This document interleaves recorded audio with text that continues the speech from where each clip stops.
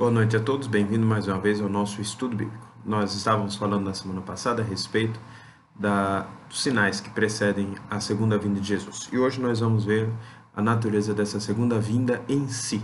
Nós vamos aqui analisar, em primeiro lugar, a posição dos dispensacionalistas a respeito desse tema, os quais sustentam que o Senhor Jesus Cristo voltará antes do período chamado da Grande Tribulação. Nesse período, a igreja é arrebatada e encontra-se com Jesus no céu e lá permanece. Enquanto isso, na terra, os dispensacionalistas, que são também pré-milenistas, sustentam que haverá uma grande tribulação, conforme predito em Daniel, capítulo 9, 27. Será revelado o anticristo, ou a besta que emerge da terra, que reinará em oposição ao povo de Deus. Em terceiro lugar, cairão juízos terríveis sobre os habitantes da terra. Quarto lugar, será redimido um número de eleitos israelitas e também uma multidão inumerável de gentios. Quinto lugar, os reis da terra, os exércitos da besta ou do falso profeta se reunirão para atacar o povo de Deus. Tudo isso, como nós falamos anteriormente, trata-se da exposição do livro A Bíblia e o Futuro, do Anthony Huckman, que está na nossa terceira edição da editora Cultura Cristã. Nesta obra, nós vamos analisar detidamente, a princípio, estas posições, duas posições, a posição da teologia do pacto e a posição do dispensacionalismo. Dispensacionalismo pré-tribulacional, pré-milenista, pré-tribulação, que foi desenvolvido na nova Bíblia de estudo do Scofield, ou pelo menos bastante popularizado. Bom, há algumas razões pelas quais nós não acreditamos que a grande tribulação seja posterior ao arrebatamento, mas seja anterior. A primeira delas é o uso da palavra neotestamentária para o arrebatamento, ou para a segunda vinda de Jesus. Três são as palavras utilizadas pelos autores bíblicos: parousia, apocalipse e manifestação. Essas palavras aparecem bastante no Tessalonicenses, nas cartas de Paulo, e em Mateus nós vamos ver também. Então, nós vamos apresentar aqui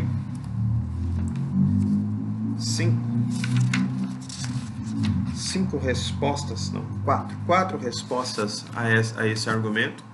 Nós vamos expor por que nós não acreditamos nisso. E eu peço a sua especial paciência para nos acompanhar. Se você pensa como os dispensacionalistas, sustenta essas mesmas ideias, pela seguinte razão, bastante prática, a meu ver, que é a seguinte: se você que é dispensacionalista estiver certo e eu errado, nós vamos ser arrebatados antes da grande tribulação, não tem problema nenhum, ninguém vai perder nada.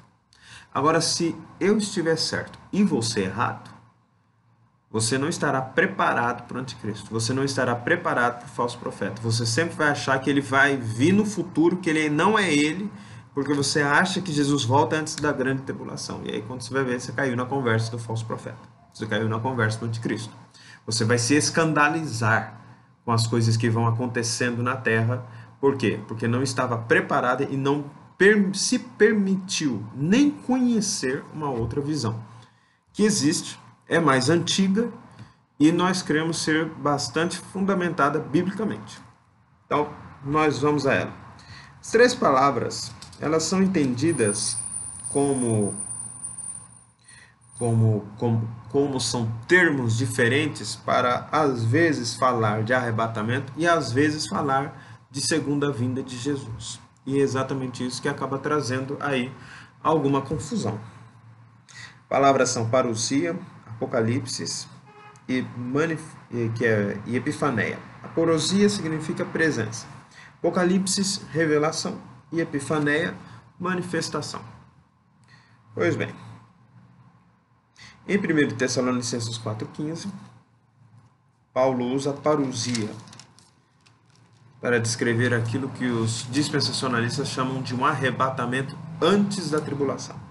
1 Tessalonicenses 4, 15. Ora, ainda vos declaramos por palavra do Senhor isto, nós os vivos, os que ficarmos até a vinda do Senhor, aqui está a palavra, de modo algum precederemos os que dormem.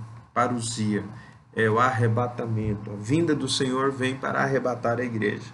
Aí vem a palavra parousia escrita. Acontece que essa mesma palavra está escrito em 2 Tessalonicenses 2:8, também é parousia a palavra, 2 Tessalonicenses 2:8, e ela descreve a segunda vinda de Jesus como o aniquilar do anticristo. Então será de fato revelado o iníquo, a quem o Senhor Jesus matará com o sopro de sua boca e o destruirá pela manifestação da sua vinda. Ou seja, a palavra que é traduzida lá e cá, indicando lá o arrebatamento, e aqui a segunda vinda propriamente dita, que nós entendemos que o arrebatamento não seria propriamente, nós acreditamos que o dispensacionalista esteja falando isso, que o arrebatamento não seja propriamente segunda vinda, porque senão haveria segunda e terceira vinda. E a contar que alguns sustentam ainda que essa vinda nem é tão vinda assim quanto aquela vinda após o milênio, porque são pré-milenistas e a coisa fica complicando cada vez mais. Então nós teremos segunda vinda para arrebatar a igreja, terceira vinda para o juízo final, quarta vinda após o milênio. É muita vinda, não é verdade? Nós sustentamos que Jesus só volta uma segunda vez. É a segunda vinda de Cristo, só. Então, por que pensamos nisso? Pelas razões que nós estamos aqui apresentando. Passando para o uso da palavra Apocalipse, encontramos Paulo dizendo em 1 Coríntios capítulo 1, versículo 7. 1 Coríntios capítulo 1, versículo 7. 1 Coríntios 1, 7. De maneira que não vos falte nenhum dom, aguardando vós a revelação, Apocalipse, de nosso Senhor Jesus Cristo. Aqui nesse texto, estamos a pensar a respeito do arrebatamento. A igreja foi arrebatada, ela aguarda a manifestação para arrebatá-la. Esse é o sentido que é dado pelos dispensacionalistas. Pois bem, essa mesma palavra, Apocalipse, é utilizada em 2 Tessalonicenses 1, de 7 a 8. 2 Tessalonicenses 1, de 7 a 8. Você volta lá em 2 Tessalonicenses. 2 Tessalonicenses 1, de 7 a 8. E a vós outros que sois atribulados, alívio juntamente conosco, quando do céu se manifestar o Senhor Jesus com os anjos do seu poder, em chama de fogo, tomando vingança contra os que não conhecem a Deus e contra os que não obedecem ao Evangelho de nosso Senhor Jesus Cristo. A vós outros que sois atribulados, alívio juntamente conosco, quando do céu se manifestar. Apocalipse é a palavra que está ali. Então veja aqui, na revelação do Senhor, traduzida aqui pela manifestação do Senhor, nós encontramos essa palavra Paulo utilizando, e é o mesmo autor, nem mudamos de autor. Paulo está falando em 1 Coríntios que Jesus se revela para arrebatar. É a expectativa da igreja de encontrar-se com Jesus, é o arrebatamento.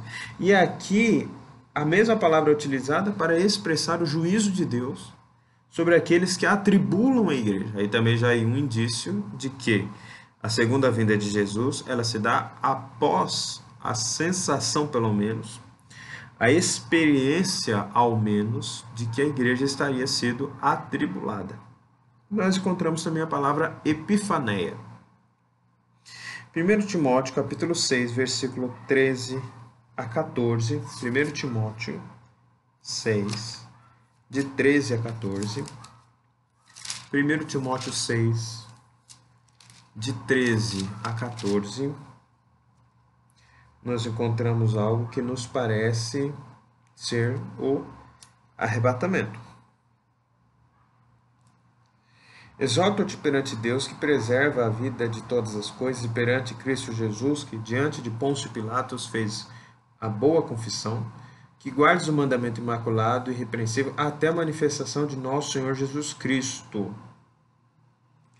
Vou até ler o restante. O qual, em suas épocas determinadas, há de ser revelada pelo bendito e único soberano, Rei dos Reis, Senhor dos Senhores. O que Paulo está orientando aqui Timóteo a fazer? Aguardar o mandamento até que a ele, Timóteo, seja revelado o Senhor Jesus Cristo. É arrebatamento. É Jesus voltando para a sua igreja. É a palavra epifaneia, ou seja, manifestação. Aqui nós também encontramos, em 2 Tessalonicenses 2,8, tudo volta e vem para Tessalonicenses, a carta escatológica do apóstolo Paulo, ou seja, a doutrina das últimas coisas, escatologia. 2 Tessalonicenses 2,8. Então será de fato revelado o iníquo que o Senhor Jesus matará com o som de sua boca e destruirá pela manifestação da sua vinda. Mais uma vez aí a palavra manifestação, epifaneia.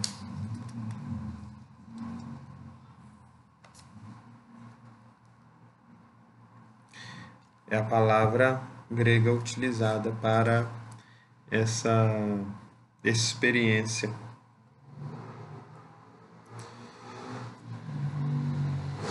Me permita-me ver aqui.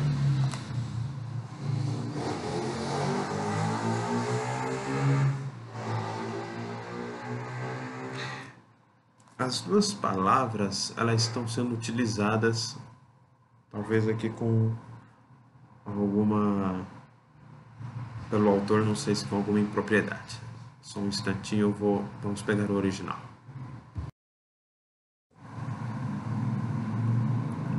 Retornamos aí depois da consulta. De fato, aqui, 2 Tessalonicenses 2,8, nós estamos utilizando o Novo Testamento Interlinear da Sociedade Bíblica do Brasil.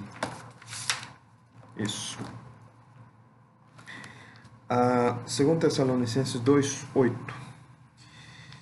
Então será revelado, aí a expressão grega é derivada de Apocalipse também, o iníquo a quem o Senhor Jesus matará com o espírito e de sua boca, o destruirá com a epifaneia, com a manifestação da vinda, parousia. São as duas palavras utilizadas. Tanto epifaneia quanto parousia estão ambas presentes nesse texto. E elas se referem ambas ao retorno de Jesus, mas um retorno de Jesus não propriamente arrebatamento, mas retorno de Jesus, juízo final.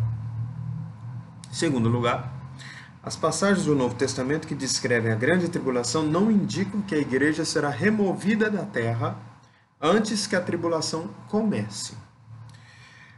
Pelo contrário, Mateus 24, versículo 22, Mateus 24, 22, os irmãos se lembram, mas eu vou do nosso encontro na semana passada, mas não custa nada voltarmos a esse texto, revisitá-lo. Mateus 24, 22. Mateus 24, 22.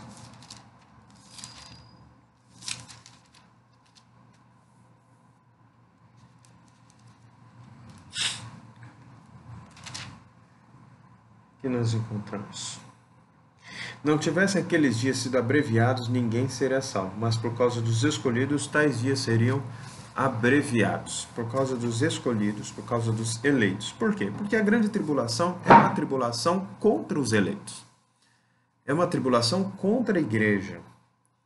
Alguém poderia objetar, contra-argumentar, dizendo que a palavra igreja não está presente. Então pode ser Israel, pode ser qualquer outro grupo. A grande questão é a seguinte. Em primeiro lugar, que Mateus usa a palavra igreja, no grego eclésia, apenas 3 vezes em todo o Evangelho. Então, a ausência deste texto da palavra igreja aqui não prova nada. Por quê? Porque ele não usa costumeiramente essa palavra. 3 vezes apenas no Evangelho. O grupo dos discípulos de Jesus não é nomeado assim com a frequência com que é nomeado em outros textos, em outros livros da Bíblia. Em segundo lugar, há aqui também uma questão das bases que se encontram no dispensacionalismo que diferem do raciocínio, daquilo que entendemos que as Escrituras apresentam e defendem, que é o seguinte: Deus não tem um segundo plano, um plano para os gentios, um plano para os judeus. Não há outro nome pelo qual importa que sejamos salvos, é Jesus. Então, não existe um plano para salvar o judeu fora de Jesus. Assim sendo, a salvação que é trabalhada por meio do sacrifício vicário substitutivo de Jesus, ela opera da mesma forma para judeus e para gentios, o que não é aquilo que é sustentado pelos dispensacionalistas, que entendem que Deus poderia salvar, grosso modo, por meio de prática de boas obras, grosso modo. Também isso é que a gente ouve popularmente, às vezes nem sempre é aquilo que os acadêmicos do dispensacionalismo sustentam. Muito bem. O que mais nós encontramos? Mateus 24, 31, diz assim, ó, aí você vai gravar, vai memorizar, vai salvar aí o texto, vai ver aquilo que é parecido com outro texto que nós vamos ler. Ele enviará seus anjos com grande clangor de trombeta, os quais reunirão os seus escolhidos dos 4 ventos de uma a outra extremidade do céu. E agora, 1 Tessalonicenses 4, 16, 17. 16, 17. 1 Tessalonicenses, capítulo 4, versículos 16 a 17. Você pode abrir a sua Bíblia e aí acompanhando conosco. 1 Tessalonicenses 4, 16, 17. Porquanto o Senhor mesmo, dada a sua palavra de ordem, ouvida a voz do arcanjo, e ressoada a trombeta de Deus, descerá dos céus os mortos com Cristo, em Cristo, ressuscitarão primeiro. Depois nós, os vivos, os que ficarmos, seremos arrebatados juntamente com eles, entre nuvens, para o encontro do Senhor nos ares, e assim estaremos para sempre com o Senhor. Os dois textos, eles estão a falar do mesmo evento, o arrebatamento da igreja. Eles falam do mesmo assunto, eles descrevem a mesma cena. Agora, qual é a relação entre tribulação e o arrebatamento da igreja? A princípio, para que o dispensacionalismo estivesse certo com respeito à tese que defende sobre o arrebatamento ser anterior à grande tribulação, para que isso funcionasse, nós não poderíamos ter o versículo 29 de Mateus 24. Nós estamos falando do mesmo assunto, se Paulo está repetindo aqui o que Jesus falou em Mateus 24. Então, o que nós temos? Mateus 24, 29. Mateus 24, 29. Abri em Lucas, por isso que estou demorando. 24, 29.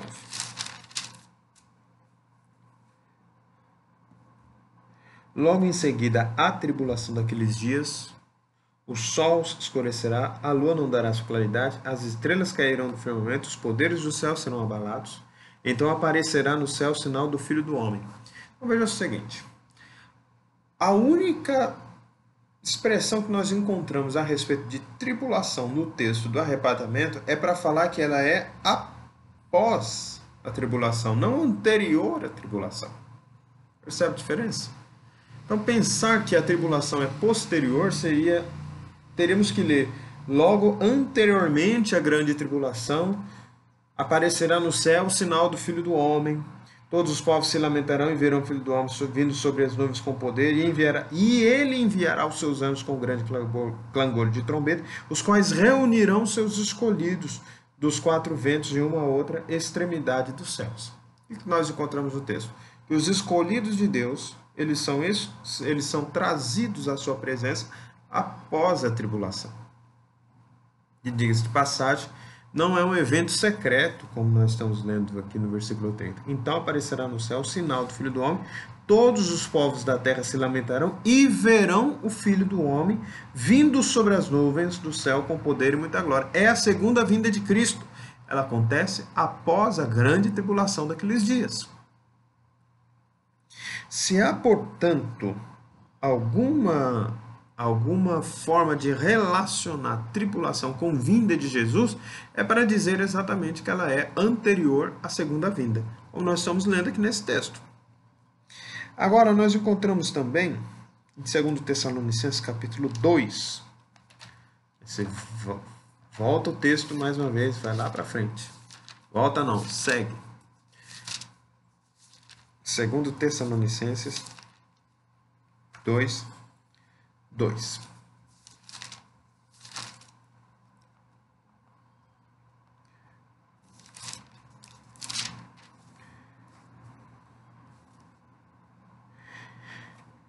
A que não vos demovais da vossa mente com facilidade, nem vos perturbeis quer por espírito, quer por palavra, quer por epístola, como se procedesse de nós, supondo tenha chegado o dia do Senhor. Ou seja, o que Paulo está falando aqui? Cuidado, calma aí, ainda não chegou o dia do Senhor. A revelação, a manifestação, a presença, o arrebatamento, porque todas essas palavras são utilizadas pelo apóstolo Paulo e por Mateus ao descrever o discurso de Jesus como palavras sinônimas, como um evento único, Jesus se manifestando à igreja, ou seja, voltando para a igreja e voltando para o mundo para exercer juízo contra o anticristo, são as mesmas palavras. Parousia, Apocalipse, Epifaneia. Então o que Paulo está aqui dizendo? Não chegou nem a parousia, nem a Epifaneia, nem o Apocalipse.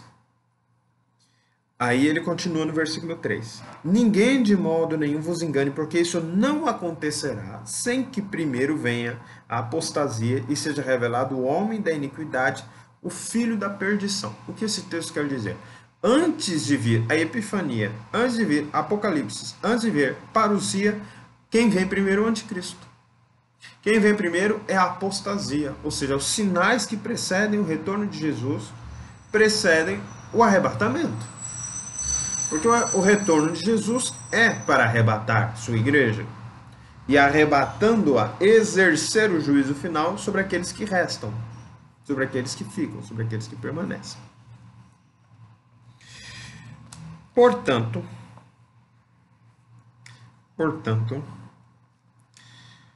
olha só. Irmãos, no que diz respeito, estou lendo o versículo 1 de 2 Tessalonicenses 2.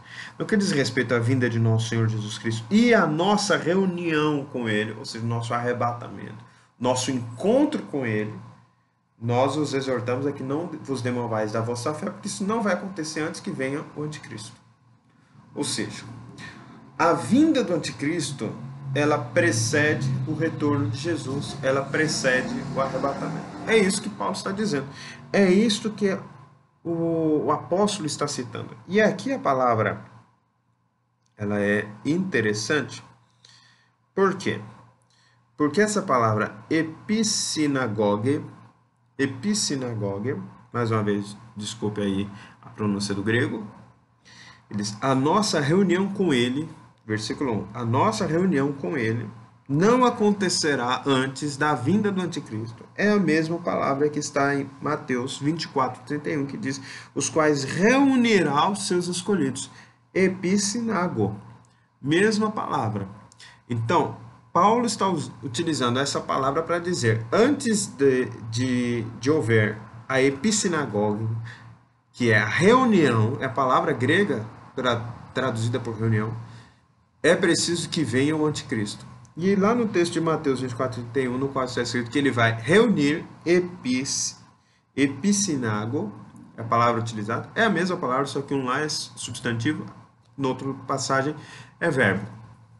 O que acontece?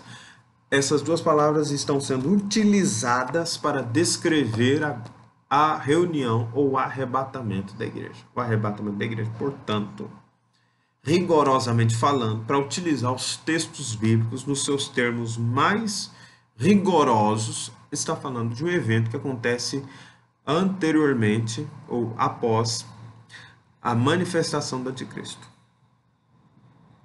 que está relacionada à grande tribulação, até porque ele vai atribular a igreja, essa é a função dele. Pois bem, nós vamos parando por aqui. Restará para a próxima semana a análise dos argumentos 3 e 4 e também uma exposição da nossa percepção a respeito dessa doutrina.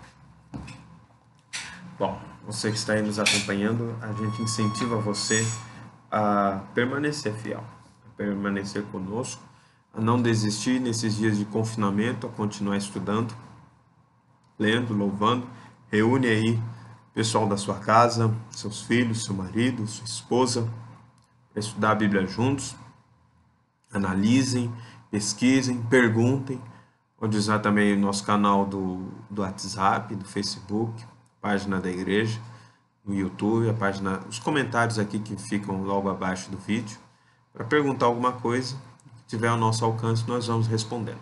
Quero orar com você. Faça essa oração junto comigo. Senhor, continua a nos iluminar e a fazer-nos entender Tua palavra. Nós temos muitas limitações de entendimento pela nossa condição de criatura e também pela nossa condição de pecadores. Por isso, ó Deus, nós pedimos a assistência do Teu Espírito Santo para, com humildade, possamos aprofundar nesse conhecimento que não é de forma alguma abstrato, mas é muito importante para continuarmos a viver no presente século de forma justa, piedosa e atenta também para os sinais que vão surgindo, nos preparando a igreja para o encontro com o Senhor Jesus, no nome de quem nós oramos. Amém. Amém. Deus te abençoe. Até a próxima semana.